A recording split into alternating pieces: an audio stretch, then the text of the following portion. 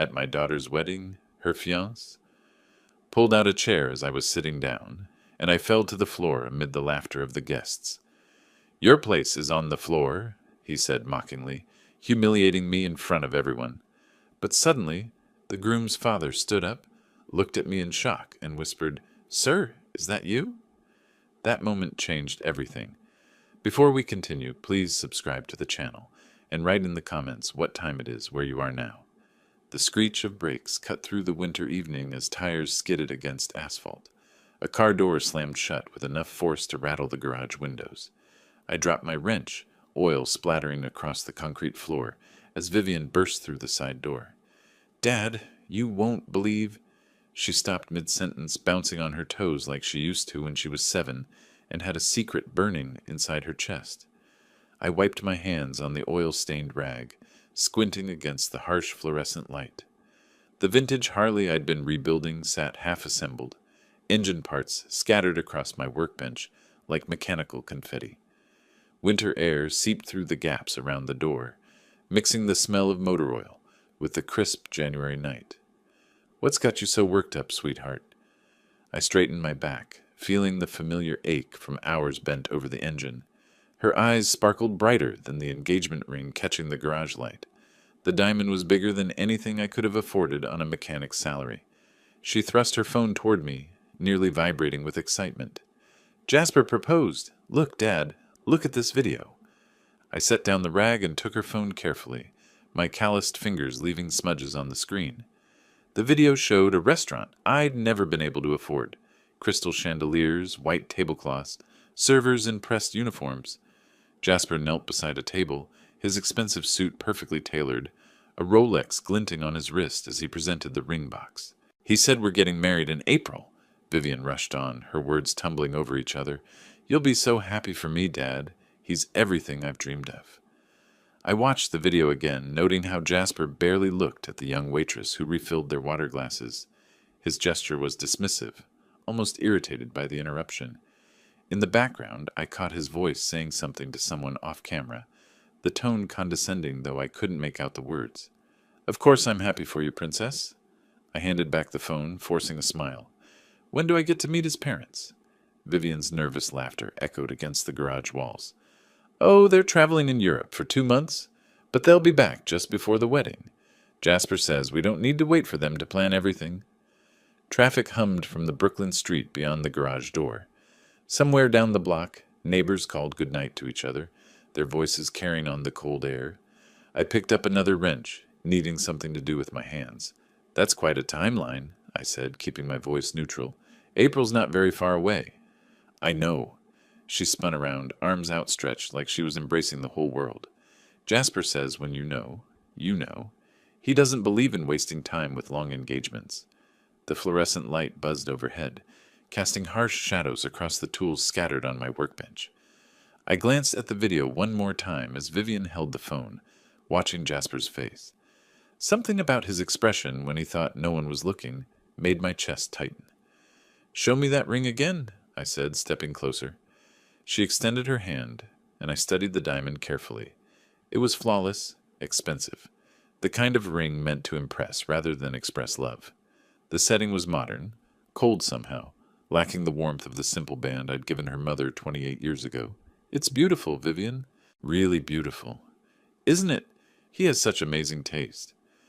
She pulled her hand back, admiring the way the stone caught the light. "He wants to take you to dinner tomorrow night, so you two can get to know each other properly." I nodded, already thinking about the suit hanging in my closet, wondering if it would be nice enough for wherever Jasper had in mind. The oil stain on my work shirt seemed darker suddenly, more obvious under the bright garage lights. "I'd like that," I said, though unease crawled up my spine like cold fingers. "Just the 3 of us?" "Yes, his parents won't be back until right before the wedding. But that's perfect, actually. You'll have his full attention." She kissed my cheek, leaving behind the scent of her perfume mixed with the winter air still clinging to her coat. As she headed toward the door connecting the garage to the house, she paused. "Dad, you're going to love him once you really get to know him. I promise." The door clicked shut behind her, leaving me alone with the half-assembled motorcycle and the echo of her words. I picked up the wrench again, but my hands had started to shake slightly. The video played once more in my mind. Jasper's dismissive gesture, the rushed timeline, the absent parents. I closed the garage door and headed inside, but the cold feeling in my chest had nothing to do with the January night. 2 hours later, I sat at the desk in my small home office, staring at the computer screen that had taken forever to boot up.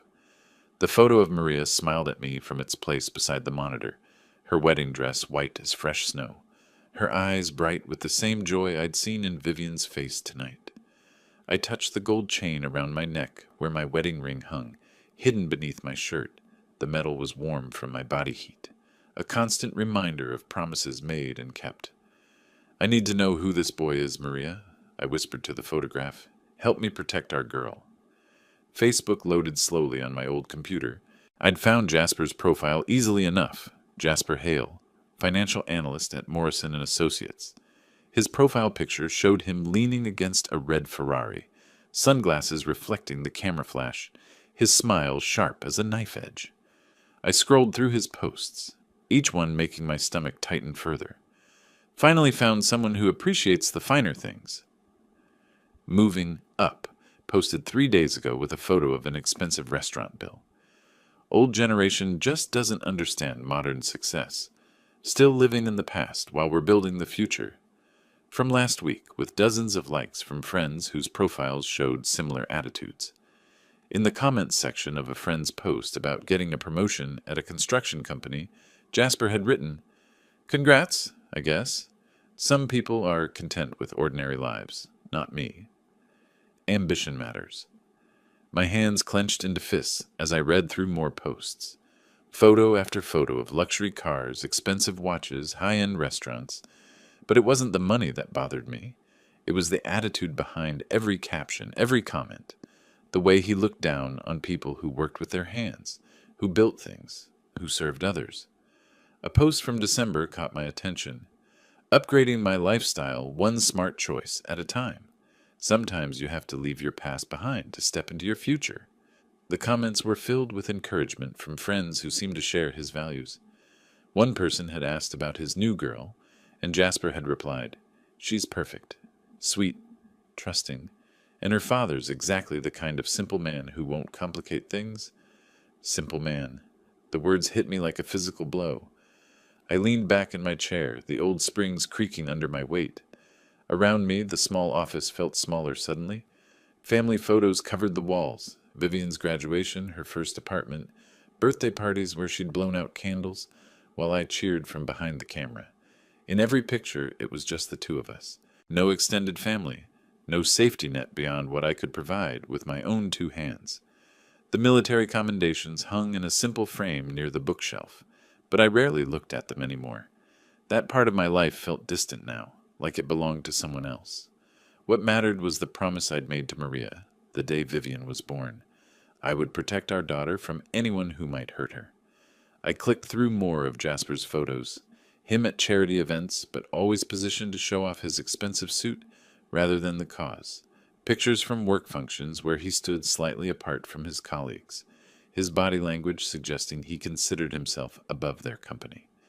In one photo from a company retreat, he'd written, "Networking with the right people.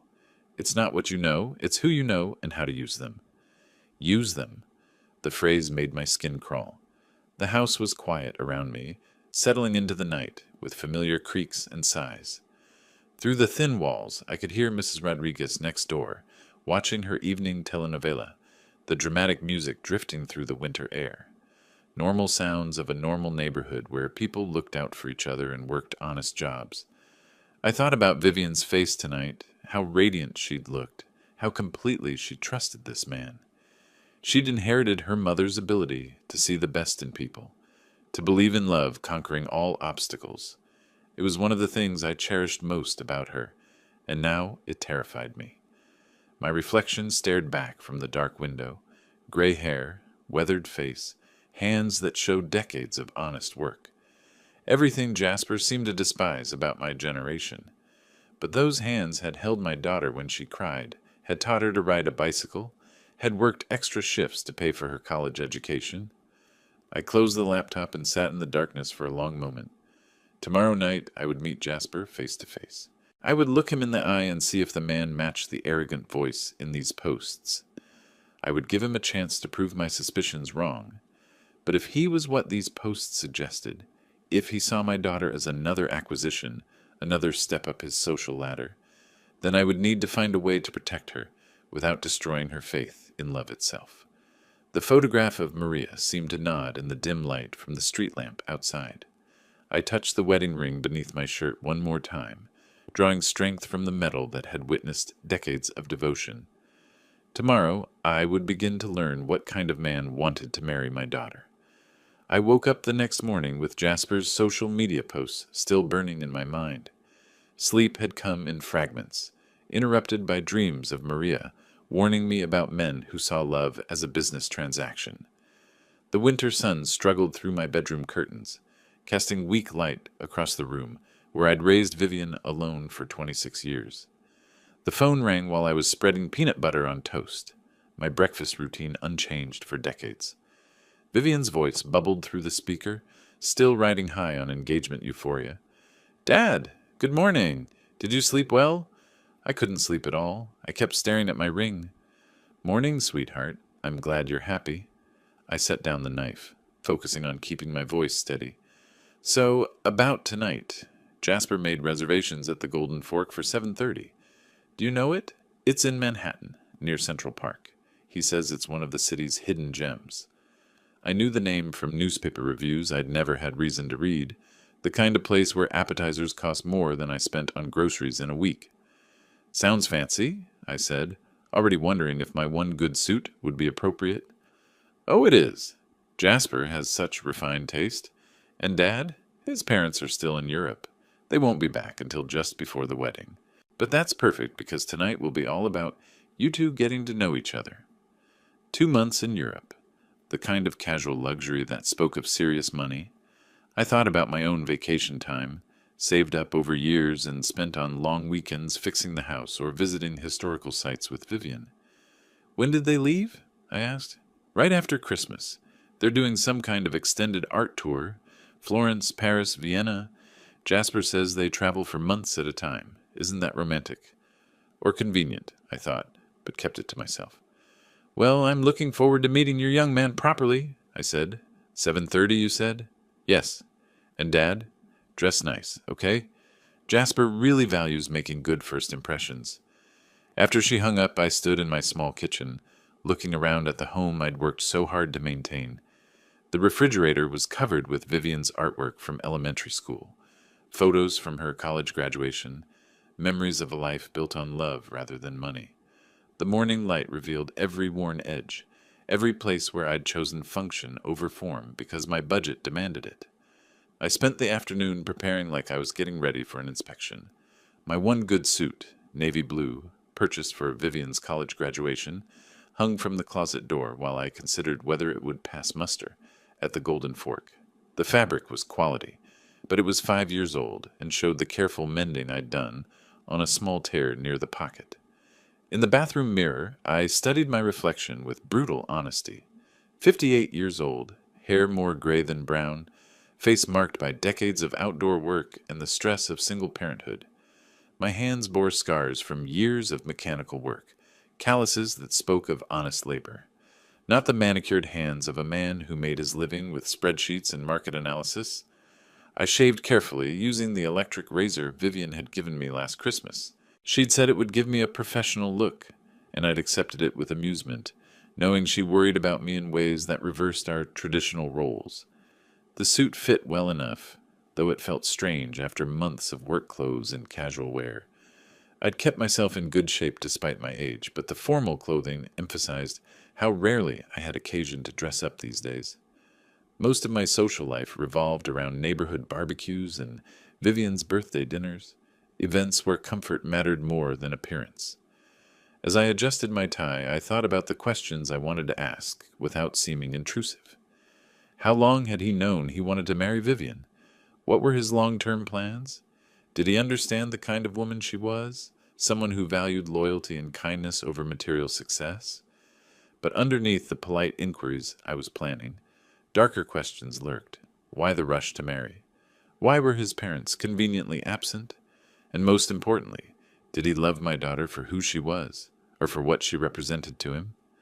I found myself thinking strategically, the way I'd learned to assess situations during my military years. Read the terrain, identify potential threats, plan multiple approaches to the objective. The objective tonight was simple: understand what kind of man wanted to marry my daughter. The photograph on my dresser showed Vivian, at age 10, gap-toothed and grinning as she held up a fish we'd caught during a camping trip upstate. She'd insisted on baiting her own hook, refusing to let me do it for her. "I can do things myself, Dad," she'd said with characteristic determination. That independent spirit had served her well in college and in building her interior design career. But it also made her vulnerable to people who might mistake her kindness for naivety, her trust for weakness. I grabbed my keys and wallet, checking the address Vivian had texted me. The subway ride into Manhattan would give me time to compose myself, to prepare for whatever version of Jasper Hale I was about to meet. The confident man from the social media posts, or perhaps someone different in person, someone worthy of my daughter's love. Outside, the January air bit at my face as I locked the front door. Mrs. Rodriguez waved from her window, and I waved back, grateful for neighbors who'd watched out for Vivian and me over the years, the kind of community bonds that money couldn't buy. As I walked toward the subway station, I realized I was approaching this dinner the same way I'd once approached potentially dangerous situations overseas: alert, prepared, but hoping for the best outcome. Tonight, I would learn whether my daughter had chosen a partner or a predator. The taxi pulled away from the curb on Fifth Avenue, leaving me standing before the Golden Fork's imposing facade. Crystal chandeliers gleamed through floor-to-ceiling windows, and a doorman in white gloves gestured toward the entrance with practiced elegance. I adjusted my tie one final time, feeling the weight of every dollar this place would cost. Inside, marble floors reflected the soft glow of amber lighting. Other diners spoke in hushed tones, their clothing worth more than my monthly mortgage payment. The hostess, a young woman with perfect posture and a smile that didn't reach her eyes, looked me up and down with barely concealed assessment. "Rhea's party?" I said, keeping my voice steady. She led me through tables where men wore watches that caught the light like small suns, and women draped themselves in jewelry that sparkled with each gesture. I spotted Vivian immediately, her face lighting up as she waved enthusiastically from a corner booth. Beside her sat Jasper, checking his phone with the casual indifference of someone accustomed to keeping others waiting. "Dad!" Vivian stood as I approached, but Jasper remained seated until the last possible moment, rising slowly as if the effort inconvenienced him. "Mr. Reyes?" His handshake was limp, dismissive, lasting exactly long enough to avoid outright rudeness. "Vivian's told me so much about you." The way he said it suggested she'd told him too much for his comfort. "Likewise," I replied, settling into the chair across from them. "Congratulations on your engagement." Jasper's smile was all teeth and no warmth. "Thank you. We're very excited about our future together." He signaled the waiter with an imperious gesture. "Wine selection tonight will be the 2001 Bordeaux, bottle service." No consultation, no question about preferences. The waiter nodded deferentially and disappeared. "So, Mr. Reyes." Jasper leaned back in his chair, fingers steepled like a man conducting an interview. "Vivian tells me you work with your hands. That must be satisfying." The pause before satisfying carried volumes. "I'm a mechanic," I said simply. "I fix things that are broken." "How refreshingly honest." His laugh had sharp edges. "I'm in financial services myself. Portfolio management, high-stakes investments. Different world entirely, I suppose." Vivian reached across the table to squeeze my hand. "Dad rebuilt his motorcycle completely from scratch. It's beautiful. A vintage Harley from the 70s. "Motorcycles." Jasper checked his Rolex ostentatiously. "Dangerous hobby for someone your age, wouldn't you say? Though I suppose different generations have different ideas about appropriate risks." The wine arrived, and Jasper performed an elaborate tasting ritual, while the sommelier waited. He nodded approvals, as if bestowing a great favor, then gestured for our glasses to be filled, without asking if we even wanted wine. "Vivian's been telling me about your quaint neighborhood in Brooklyn," he continued, swirling his glass. So authentic. Very working class. I imagine the sense of community must compensate for other limitations. What limitations? The question slipped out before I could stop it. Jasper's smile widened. Oh, nothing specific. Just that once you've experienced certain standards of living, it becomes difficult to appreciate simpler pleasures. But that's generational, I think. Your generation values different things. My generation, the condescension dripped like honey from a broken jar. Such as? I asked. Traditional values, I suppose. Hard work for its own sake rather than working smart. Loyalty to outdated concepts rather than adapting to modern realities. He gestured around the restaurant. Places like this, for instance. Your generation might see it as wasteful extravagance, while we see it as investment in experiences that matter. Vivian shifted uncomfortably. Jasper, Dad appreciates nice things too. Of course he does, Jasper interrupted smoothly. I didn't mean to suggest otherwise. It's just different perspectives on value and success. He turned back to me. Tell me, Mr. Reyes, what do you consider your greatest achievement? The question was a trap, beautifully constructed. Answer with pride, and he'd find a way to diminish it. Answer with humility, and he'd interpret it as proof of limited ambition. Raising Vivian, I said. Admirable, he nodded, but his eyes held calculation. Single parenthood must have been challenging. Limited resources, I imagine. No wonder Vivian appreciates having someone who can provide properly for her future. The words hit like physical blows, each one precisely aimed. Vivian's face flushed red. Jasper, please. What? I'm simply acknowledging your father's sacrifices, and now that I'm in the picture, those days of struggle are over. Vivian deserves the finer things in life, don't you think, Mr. Reyes? I gripped my napkin until my knuckles went white. Around us, crystal clinked against china, creating a soundtrack of wealth and privilege that suddenly felt suffocating. The waiter approached with menus, but Jasper waved him away. Actually, I think we're ready for the check. The waiter returned with a leather folder, placing it beside Jasper's elbow with practiced discretion. Through the crystal and candlelight, I watched my daughter's fiancé examine the bill with theatrical attention, his eyebrows rising in mock surprise. Well now, he said, sliding the check across the white tablecloth toward me with deliberate slowness. I believe tradition dictates that the bride's father handles dinner. The number on the bill made my stomach drop. $347. More than I spent on groceries in a month. Jasper, that's not necessary. Vivian started, her voice strained. Nonsense, sweetheart. He waved her objection away without looking at her, his eyes fixed on my face like a predator watching prey. Your father wants to show his support for our engagement. Don't you, Mr. Reyes? The silence stretched between us like a wire under tension. Other diners continued their conversations, oblivious to the slow-motion disaster unfolding at our corner table. A woman at the next table laughed at something her companion said, the sound bright and careless in the amber-lit atmosphere. Of course, Jasper continued, leaning back in his chair with satisfaction. Your generation probably doesn't understand modern courtesies. In my circle, this is simply how things are done. My hands trembled as I reached for my wallet. The leather was worn smooth from years of use, a working man's wallet that had never carried the kind of money this restaurant expected. I could feel Vivian watching me, her face pale in the candlelight. Dad, please, I can... No. I placed my credit card on the check, praying the transaction would go through. It's fine, Princess. Jasper's smile was triumphant. Excellent. I do appreciate a man who understands proper protocol. He checked his phone again, scrolling through messages as if the moment of my humiliation was already forgotten. You know, Mr. Reyes, Vivian was worried you might not approve of our relationship. I told her mature adults always find ways to get along. The word mature landed like a slap.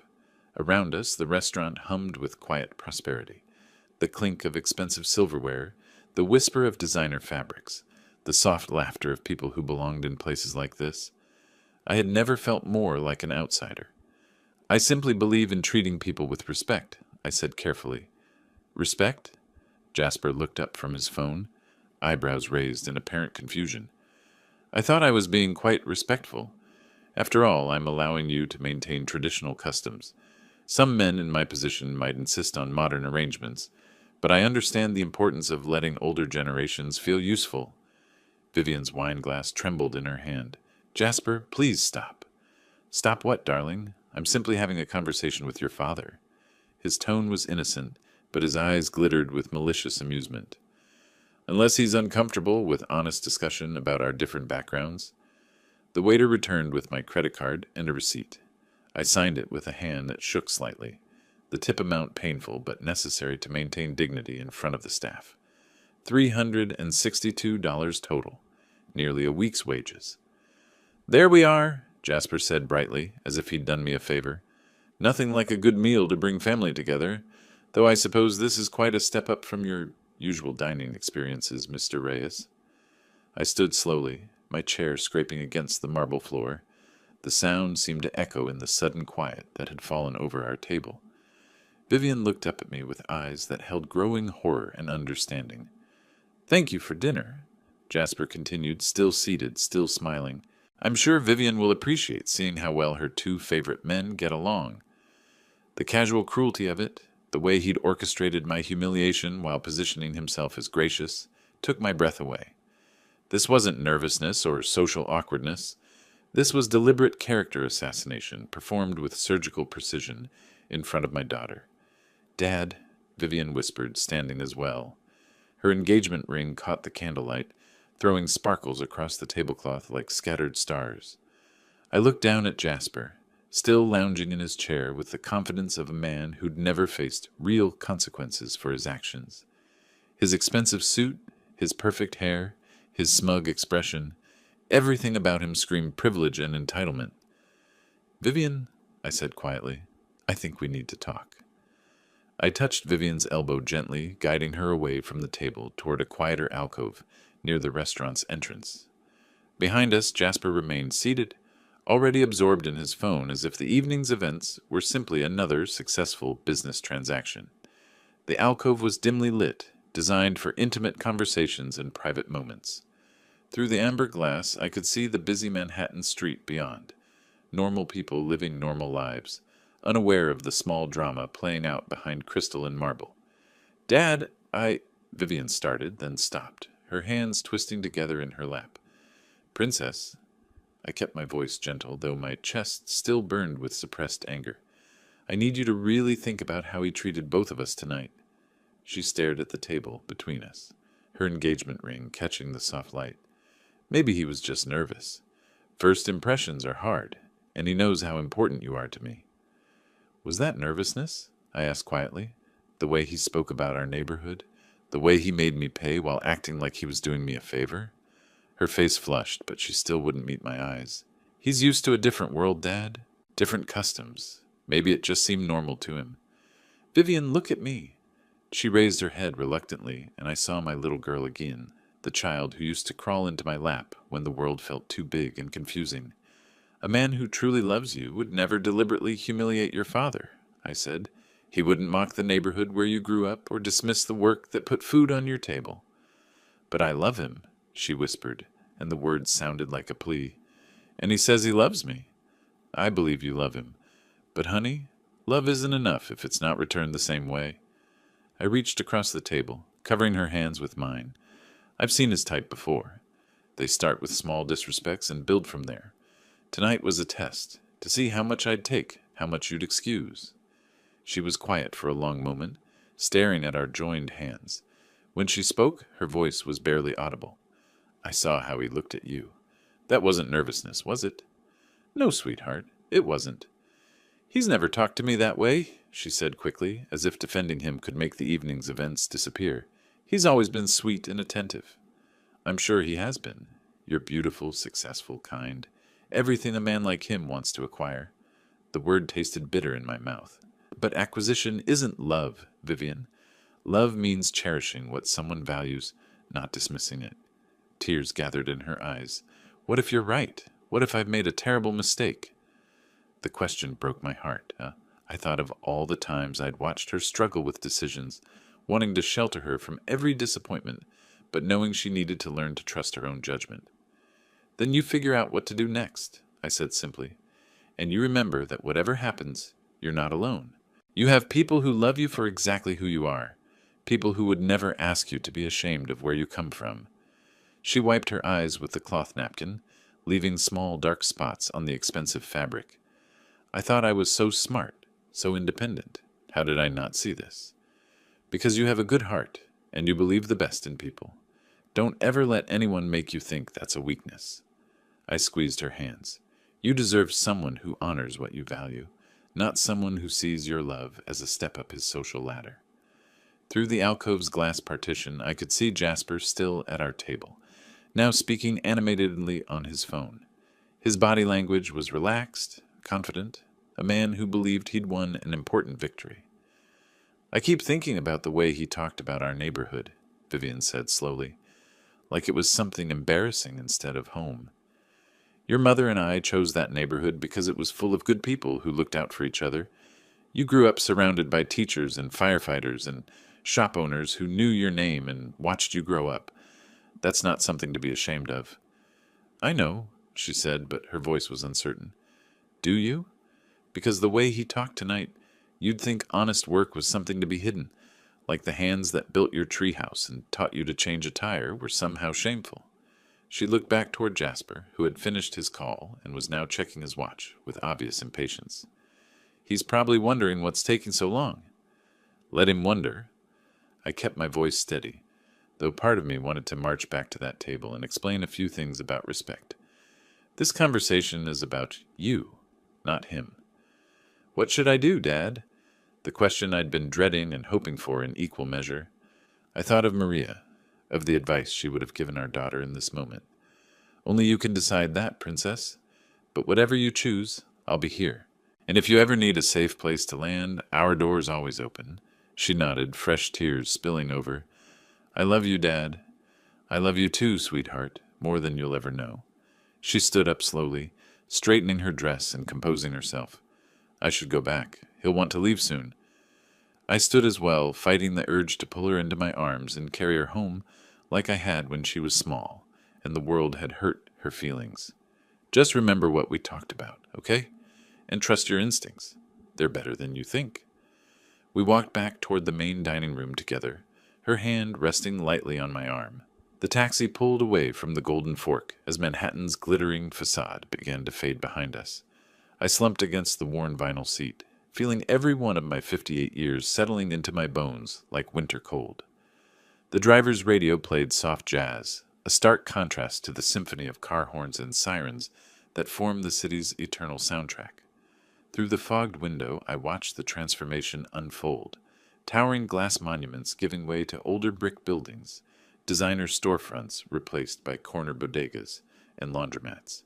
The people on the sidewalks changed too, from power suits and designer heels to work clothes and practical shoes. My world, the world Jasper had spent the evening mocking. My hand found the gold chain beneath my shirt, fingers closing around the warm metal of Maria's wedding ring. 28 years since I'd slipped it onto her finger, 18 since I'd taken it off for the last time. The promise I'd made at her bedside echoed in the taxi's quiet space. Take care of our girl, Gus. Keep her safe from anyone who'd hurt her. I thought I understood what that meant then. Scraped knees and teenage heartbreak, maybe some college boy who didn't appreciate her worth.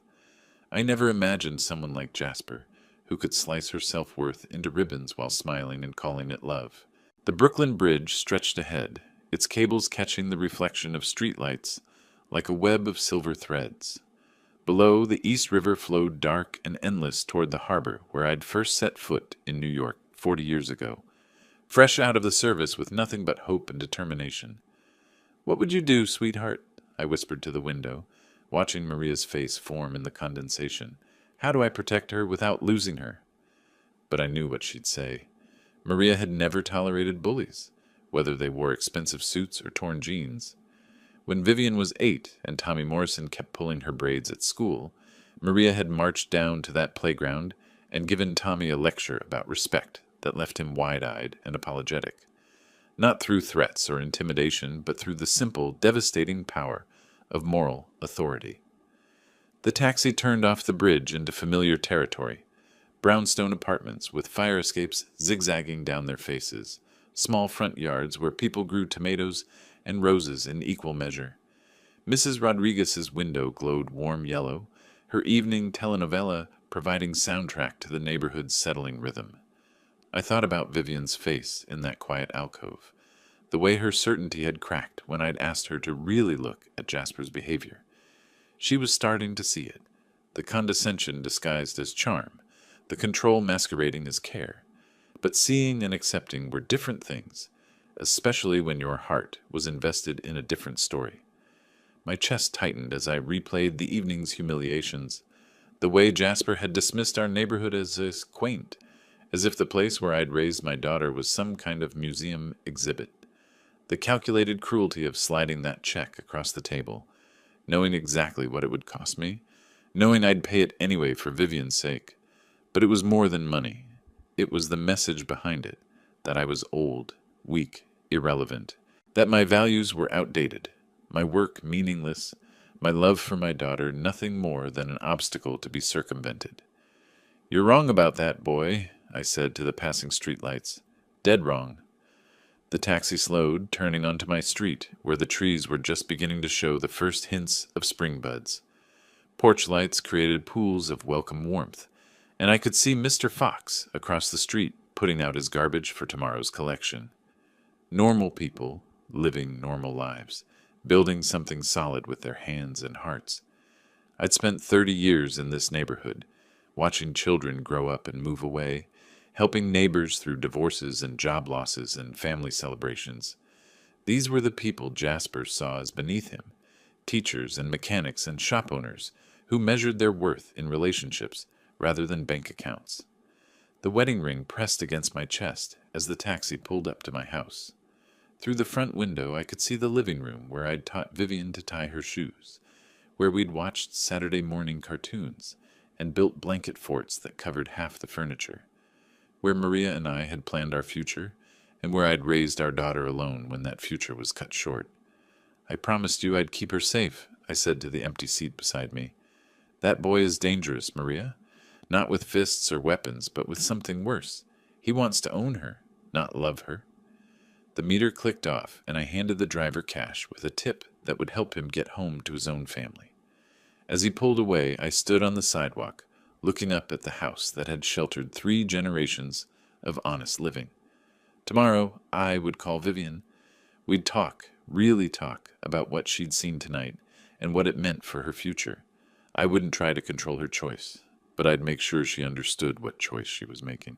And if Jasper decided to escalate this war, he'd start it.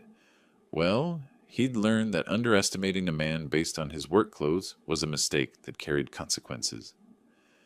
I climbed the front steps slowly, key turning in the lock of the door that had always been open to anyone who needed shelter or wisdom, or just a hot meal and someone to listen. Inside, the house waited quietly, filled with memories and the promise of whatever came next. 6 weeks had passed since that disastrous dinner, 6 weeks of tense phone calls and careful conversations. Vivian had been asking questions about respect, about relationships, about the difference between love and possession. Each conversation made Jasper more agitated, more desperate to regain control. The sound of an expensive engine cut through the quiet Brooklyn evening, followed by a car door slamming with unnecessary force.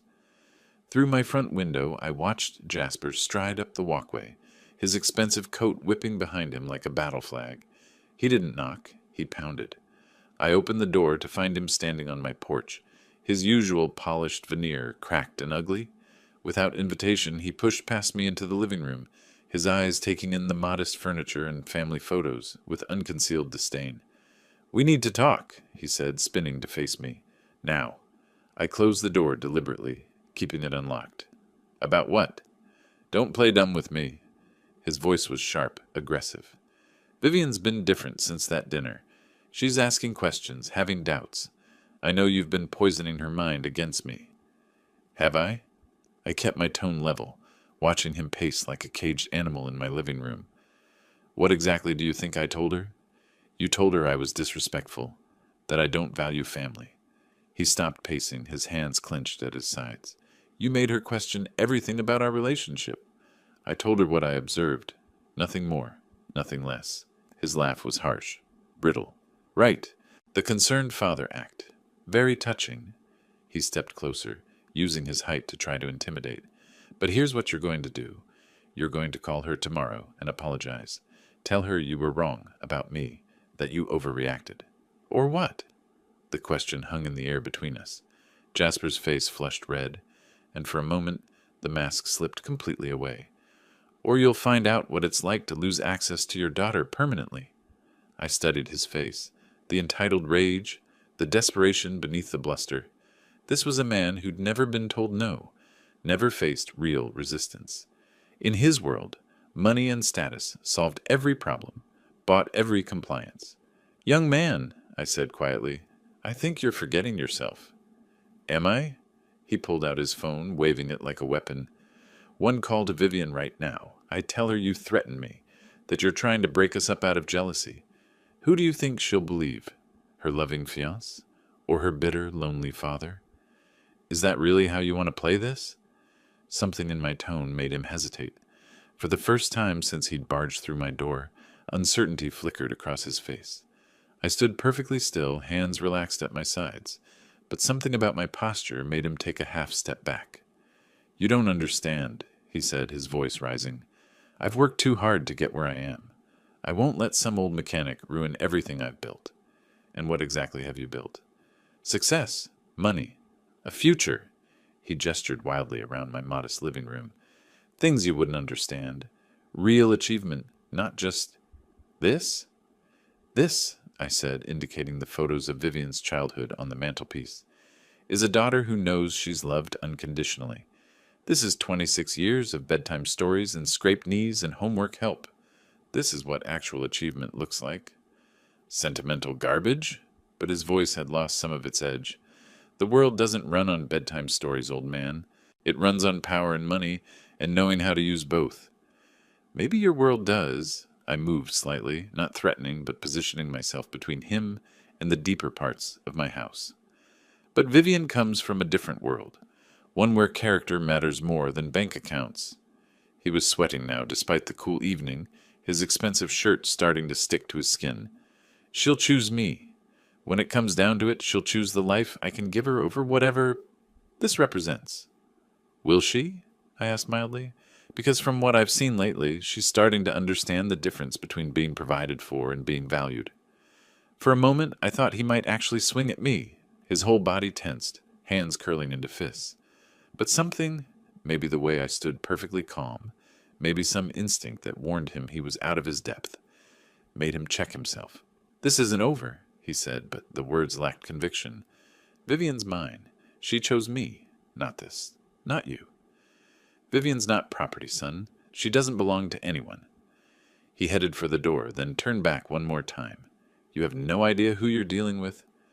Actually, I said quietly, I think I have a pretty good idea.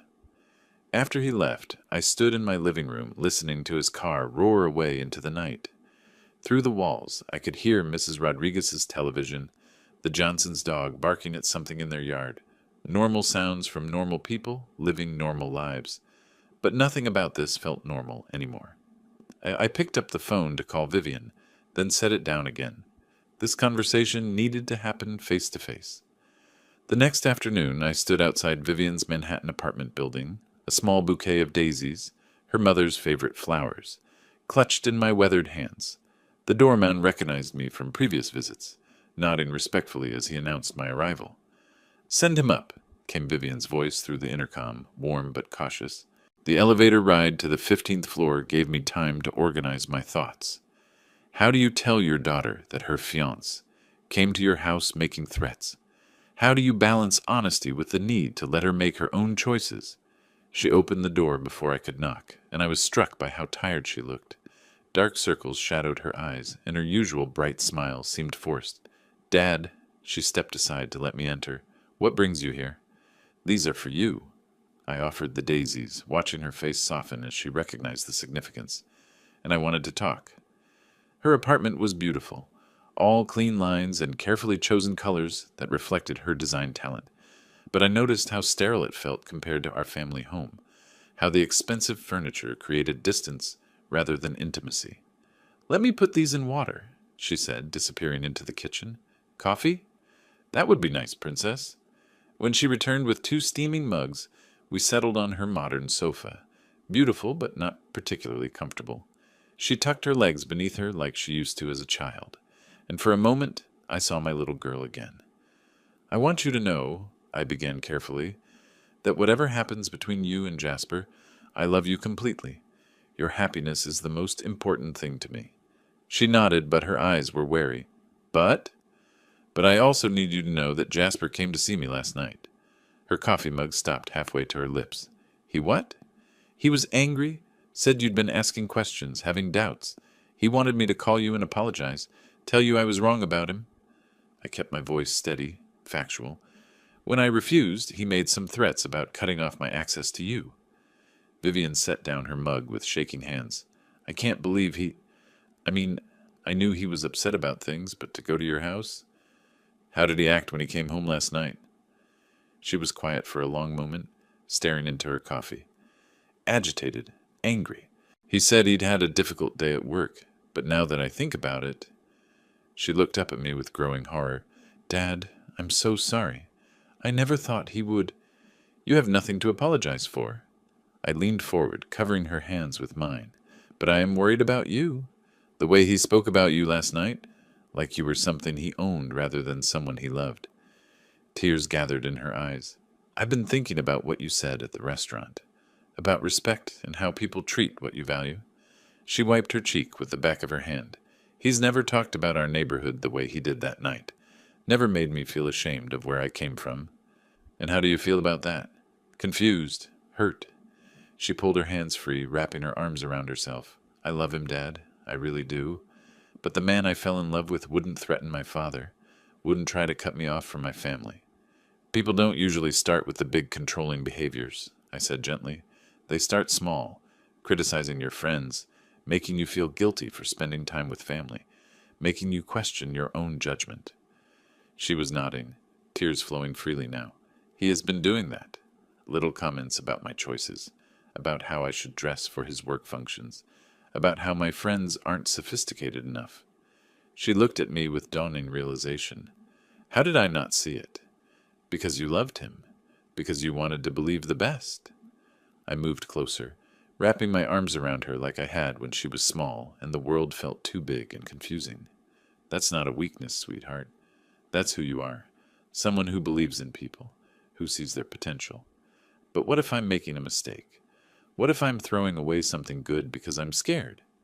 I thought about Maria, about the promise I'd made to protect our daughter from anyone who would hurt her. But protection sometimes meant stepping back, letting her find her own strength. Only you can answer that, I said.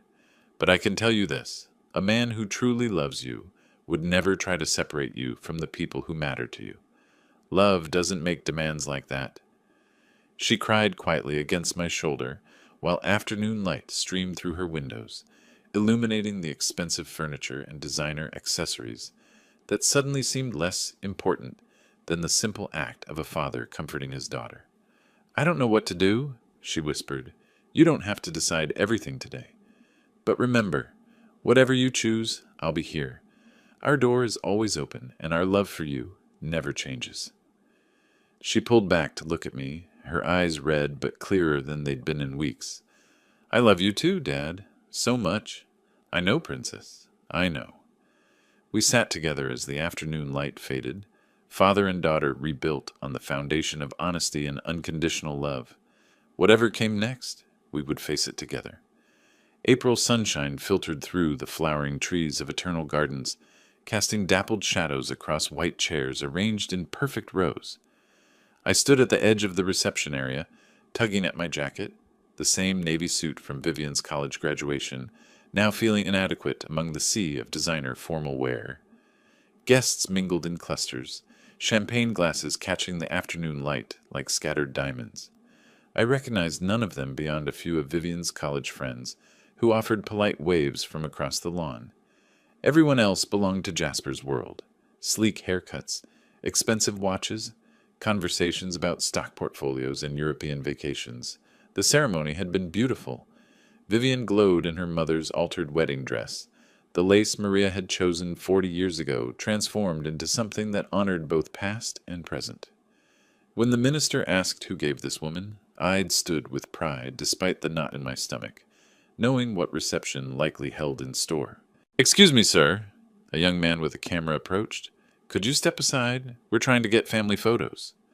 I moved back, watching Jasper pose with his groomsmen, his smile razor sharp as he spotted me retreating.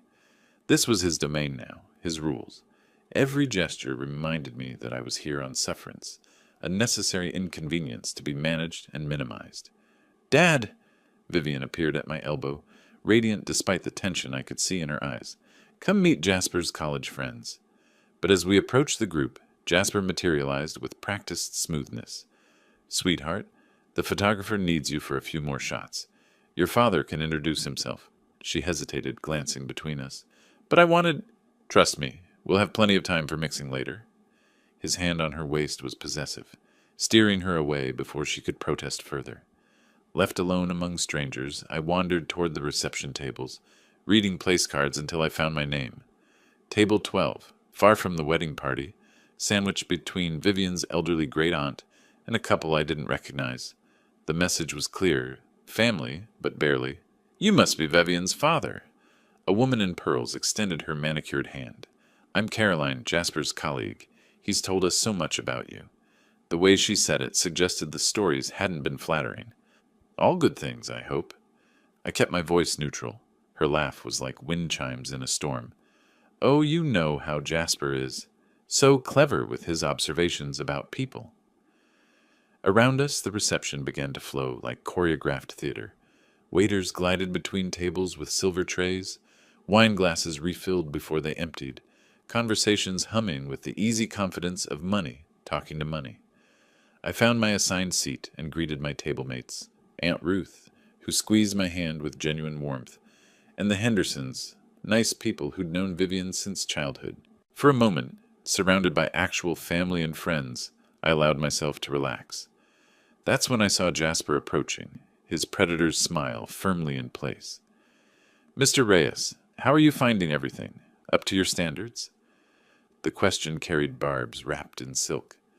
Around the table, conversation quieted as people sensed the undercurrent.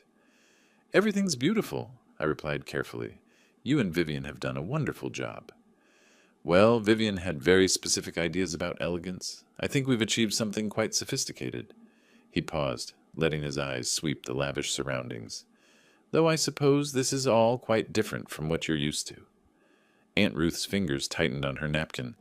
The Hendersons exchanged uncomfortable glances. "Different can be good," I said. "Oh, absolutely. Variety is the spice of life." Jasper moved behind my chair as I prepared to sit down for the dinner service. "I was just telling some colleagues earlier about the diverse backgrounds represented here today. Really fascinating sociology." I began to lower myself into the chair, one hand on each armrest, when I felt the sharp pull. The chair jerked backward just as my weight committed to sitting, sending me crashing ungracefully to the polished floor. The impact knocked the wind from my lungs. My jacket tore at the shoulder seam. Around me, conversation died as heads turned toward the sound. "Oops," Jasper said, his voice carrying clearly across the sudden quiet. "Looks like someone's getting a bit unsteady on their feet. Age catches up to all of us eventually." But his eyes blazed with triumph, and in that moment, his mask slipped completely. "Maybe you'd be more comfortable closer to ground level anyway. Your place is on the floor." Gasps rippled through nearby tables. Aunt Ruth half rose from her seat, horror written across her weathered features. The Hendersons stared in shock at behavior that violated every principle of basic decency. From across the reception area, I heard Vivian's cry of distress as she spotted me on the ground, her bouquet falling forgotten as she rushed toward the scene.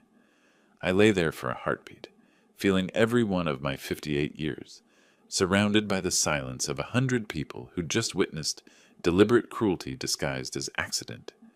Through the flowering trees, spring sunshine continued to dapple the reception tables with cheerful light, indifferent to the ugly moment playing out beneath. Behind me, I heard the rustle of expensive fabric and caught a familiar voice saying, "Nancy, hurry, we're already so late." The late arrivals entered through the garden's main archway, a distinguished couple still showing signs of hasty travel. The man moved with unmistakable military bearing despite his civilian clothes, scanning the reception with practiced eyes that took in everything: the uncomfortable silence, the scattered guests, and the man being helped from the ground. "Sol, there you are!" A woman near the entrance waved relief. "We were so worried about the flight delay." But Sol Hale had stopped moving entirely, his attention locked on the figure struggling to stand with his daughter's assistance. Something about the way the older man held his shoulders, even in distress, triggered a memory buried deep in combat-trained reflexes. "It can't be," he whispered, leaving his wife Nancy's side without explanation. I was dusting off my torn jacket when I heard boots crossing the reception area, with purpose. Military boots, though the man wore dress shoes, the sound of someone who'd spent decades learning to move with authority and intention. "Sir?" The voice cut through the murmur of uncomfortable guests. "Sir, is that really you?" I looked up from straightening my tie to find a face I hadn't seen in 20 years, aged but unmistakable. Gray now touched his temples. Lines marked his features, but the eyes held the same steady intelligence I remembered from desert bivouacs and midnight patrols. "Saul?" The name escaped before I could stop it. "Soldier Hale?" His face transformed with recognition and something deeper, the bone-deep gratitude of a man whose life had been saved and never forgotten. "Sergeant Reyes, I can't believe— What are you doing here?" Around us, guests leaned closer, sensing drama but not understanding its source. Jasper stood frozen, his triumph curdling into confusion as his father approached the man he'd just humiliated. "This is my daughter's wedding," I said quietly, glancing toward Vivian, who watched our reunion with growing amazement. Sol's eyes widened as the impossible coincidence registered. His gaze swung to Jasper, then back to me, processing implications that would reshape everything he thought he knew about this day. "Your daughter," he began, then stopped, as understanding hit him like artillery fire. His voice rose, carrying across the reception with the projection of a man trained to address troops in combat zones. "Ladies and gentlemen, I need everyone to understand something." The authority in his tone commanded immediate attention. Conversations ceased. Waiters paused mid-service. Even the string quartet lowered their instruments. "This man," Sewell continued, his hand falling on my shoulder with reverence, "is Sergeant Gus Reyes, United States Army. In April 2003, forward operating base Charlie in Iraq, insurgents overran our position during a night patrol." Nancy appeared at his side, recognizing the story she'd heard countless times, but never expecting to meet its hero. Her eyes filled with understanding as she looked between her husband and the man who'd saved him.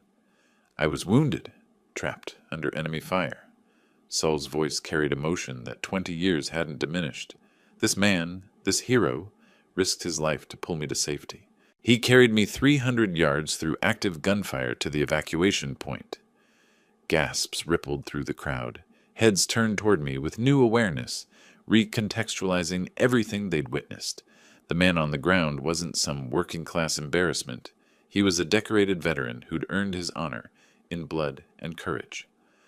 "I recommended him for the Silver Star," Sol continued, his voice thick with pride and emotion. "For valor under fire, for saving the life of a fellow soldier when any reasonable person would have sought cover." Jasper's face had gone white as desert sand. His mouth worked soundlessly as the magnitude of his miscalculation became clear. The simple mechanic he'd been tormenting was a war hero, decorated for the kind of courage Jasper couldn't imagine possessing. "He never told me," Vivian whispered, but her voice carried in the stunned silence. Tears streamed down her cheeks as she looked at me with new eyes. "Dad, you never said anything about—" "I just did my job, Sewell," I interrupted, uncomfortable with the attention. "Any soldier would have done the same thing."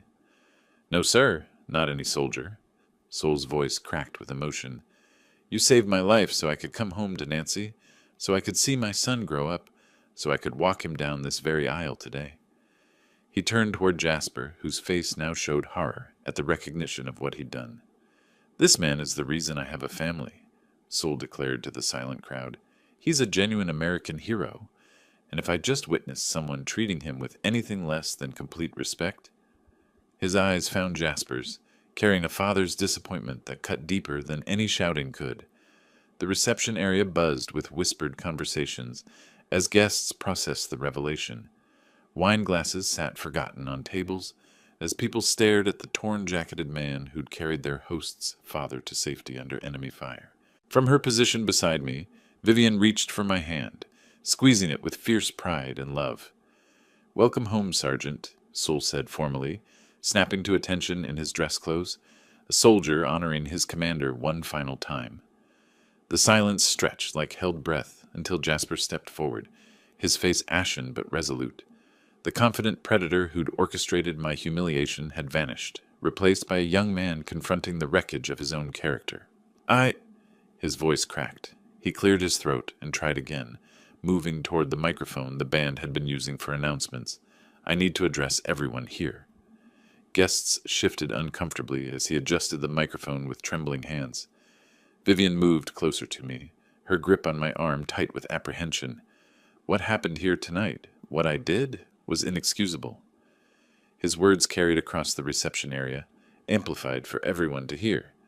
"I've spent months treating this man with disrespect and contempt, and I just learned why that makes me not just wrong, but despicable." Nancy Hale pressed her hands to her mouth, recognizing her son's anguish. Soul stood rigid, waiting to see if the boy he'd raised could find the courage to make things right. "My father just told you that Sergeant Reyes saved his life in Iraq." Jasper's voice gained strength as he forced himself to continue. "What he didn't tell you is that for the past few months, I've been treating this war hero like he was beneath me. Because he's a mechanic.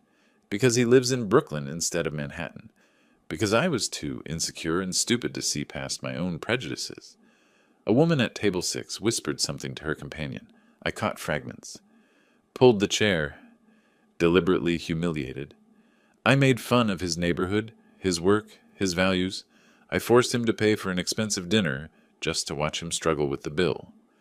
Jasper's confession grew more painful with each admission. "Tonight, I pulled his chair away and watched him fall, then told him his place was on the floor." Gasps echoed across the reception. Several guests looked toward me with expressions ranging from sympathy to outrage. The photographer, still holding his camera, seemed unsure whether to document this unprecedented breakdown of wedding protocol. "And why did I do all this?" Jasper continued, his voice raw with self-recrimination. "Because I was afraid. Afraid I'd never measure up to my father's service. Afraid that Vivian would see I'm not half the man either of them is. So I tried to tear down someone who deserved only honor and respect." He turned directly toward me, abandoning the microphone to speak from his heart. "Mr. Reyes, Sergeant Reyes, I am profoundly sorry. You saved my father's life, and I repaid that debt by trying to humiliate you in front of your daughter. I don't expect forgiveness, but I'm asking for the chance to earn it." The reception area had gone completely still. Even the catering staff had stopped moving, transfixed by the public dismantling of a man's pride in service of his conscience. "I want to learn from your example," he continued, his voice breaking. "I want to become the kind of man who deserves to be part of your family, the kind of man who protects and honors what matters, instead of attacking it out of fear."